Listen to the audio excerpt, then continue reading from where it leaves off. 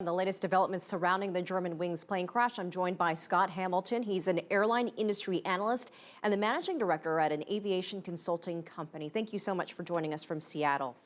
Good morning. Scott, it appears one of the black boxes was found, and based on reports of a quick descent, what does that indicate? Something mechanical or pilot error or something intentional? Well, it's very, very rare that you have an anomaly at cruising altitude. Usually when something like this happens and you have a quick descent, it tends to point to cabin depressurization of some kind. But I really have to emphasize that anything along those lines would be pure speculation until we get the initial readout from that black box. Sure, and we're hearing reports of an 8-minute descent. Would that not be enough time for a pilot to send some sort of distress signal? It really depends on what's going on. If indeed this was a cabin depressurization, the question, of course, is how rapid that it was.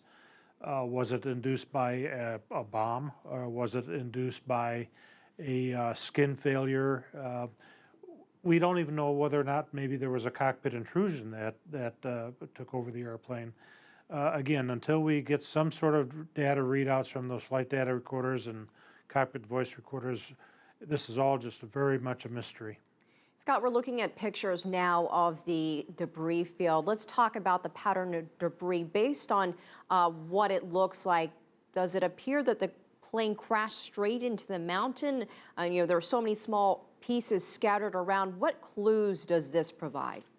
Yeah, well, I'm not able to see the photographs that you're looking at, but the one that I saw earlier today, and the reports that went along with it indicated that the wreckage seemed to be concentrated in about a 200-yard radius.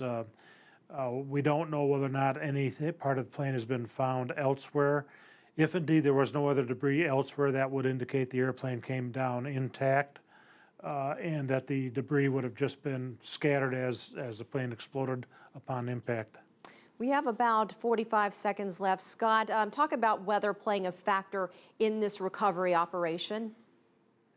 Well, from what I've seen on the internet, weather seems to have been normal, at least as far as inducing the incident.